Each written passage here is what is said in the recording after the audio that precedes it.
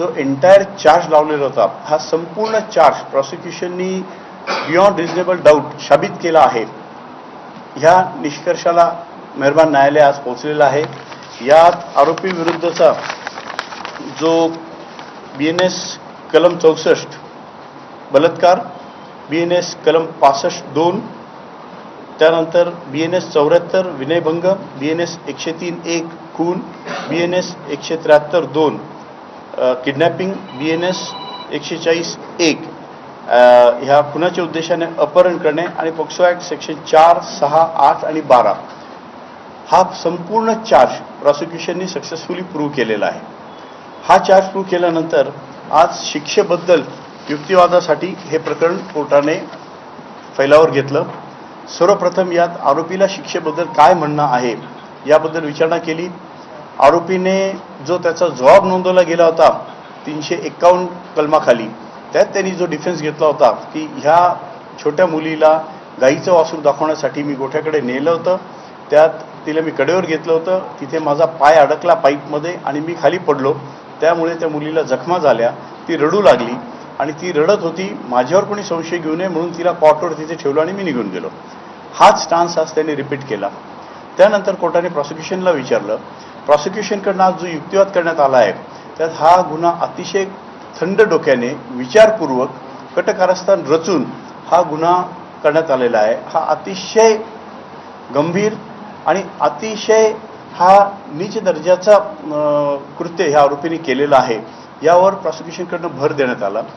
न्यायालयासमोर आता जी कलमं साबित झालेले आहेत त्यात मृत्यूदंड द्यायचा की जन्मठेप द्यायची हा विषय आहे.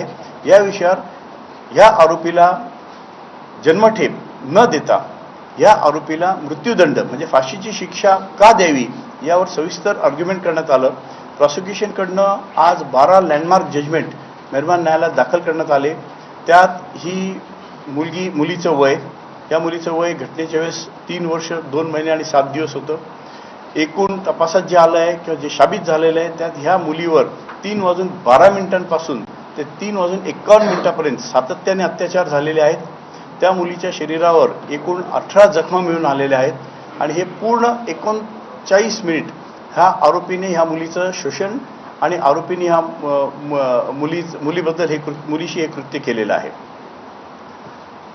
हे न्यायालयात आम्ही साबित करू शकलो आहे की ह्या मुलीचा विनयभंग झाला आहे, हिच्यावर बलात्कार झालेला आहे आणि ह्या बलात्कारामध्ये हा अनैसर्गिक संभोग करणे, अनैसर्गिक संभोग केल्यानंतर इवन तपासात मेडिकल रिपोर्टच्या माध्यमातून जे आलं आहे की मुलीचा मृत्यू झाल्यानंतर मुलीच्या देहासोबत देखील अत्याचार करण्यात आलेला आहे हे प्रॉसिक्युशनने साबित केलेलं आहे. आणि अशा विकृत माणसाला जगण्याचा अधिकार नाही. कायद्यात जी रिफॉर्मेटिव्ह थिअरी आहे हा रिफॉर्म होण्याच्या लायकीचा नाही, कारण यापूर्वी देखील असेच 2 गुन्ह्यांमध्ये हा आरोपी होता. तांत्रिक कारणामुळे निर्दोष मुक्तता झाली आहे, परंतु त्याला कायद्याची भीती राहिलेली नाही. त्याला जर जन्मठेप दिली तर समाजाला एक चुकीचा संदेश जाईल. या उलट त्याला जर मृत्यूदंड दिला तर इथून पुढे असे गंभीर गुन्हे करताना आरोपी 10 वेळा विचार करतील. तर आरोपीला ही मृत्यूदंडाची शिक्षा द्यावी यासाठी आग्रही एक युक्तिवाद करण्यात आलेला आहे. दोन्ही पक्षांचा युक्तिवाद ऐकून कोर्टाने सोमवारी 29 तारखेला शिक्षेबद्दल निर्णय देण्यासाठी पुढील तारीख ठेवण्यात आलेली आहे. सर 29 ला म्हणजे फायनल वर्डिक्ट येईल, त्यावेळेला काही आर्ग्युमेंट्स होणार नाही. अंतिम निर्णय हा शिक्षेचा 29 ला देणार. हो, 29 तारखेला आता युक्तिवाद होणार नाही. आता कोर्ट फक्त मृत्यूदंड द्यायचा का जन्मठेप द्यायची यावर कोर्ट भाष्य करेल आणि त्यावर हे फायनल वर्डिक्ट दिलं जाईल. आज जे ॲग्रिगेटिंग अँड मिटिगेटिंग सर्कमस्टान्सेसबद्दल युक्तिवाद कोर्टात झालेला आहे ते दोन्ही सर्कमस्टान्सेस कोर्टाने समजून घेतलेले आहे. कोर्टाने अतिशय डिटेल ऑर्डर केलेली आहे. आज एक आपल्याला लक्षात घेणं आवश्यक आहे की जेव्हा मृत्यूदंड द्यायचा असतो तेव्हा घाईगर्दीत न्याय देऊ नये असा एक आघात आहे. असे सुप्रीम कोर्टाचे न्यायनिवाडे आहेत. आज कोर्टासमोर जेव्हा प्रॉसिक्युशनने 12 केस लॉ दिले आहेत, हे डिटेल केस लॉ आहेत, याचा अभ्यास करणे, ह्या केस लॉबद्दल कोर्टाला जे काही म्हणणं मांडायचं असेल ते मांडण्यासाठी कोर्टाला देखील वेळ घेणं आवश्यक आहे.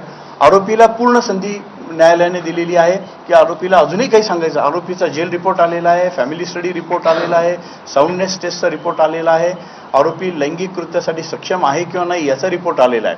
हे सगळे सर्कमस्टन्सेस कोर्टाने रेकॉर्डवर घेतलेले आहे आणि हे रेकॉर्डवर घेतल्यानंतर दोन्ही पक्षांचं युक्तिवाद ऐकल्यानंतर आता मिटिगेटिंग आणि एग्रेवेटिंग सर्कमस्टन्सेसबद्दल कोर्टाला भाष्य करून अंतिम शिक्षेचा न्यायनिर्णय पारित करायचा आहे.